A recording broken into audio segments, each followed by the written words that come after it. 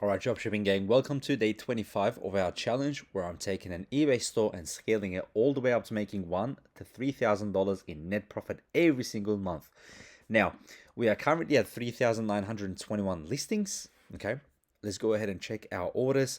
I believe we have 4 orders that came in today. 40.60, 33.60 plus the $20, 54.40 plus the $20, and then 25.60. Okay, we've cleared above $50 profit in one day. You know, that's just how the business goes. Let's go ahead and check our traffic. All right, on our traffic page, as you can see, we have 4.7 million views, followed by 5,760 listing views. We had 63 sales minus the 4 that came in the next day. So we're currently at 59 sales. Our click-through rate is 0.1%. Our sales conversion rate is 1.1%.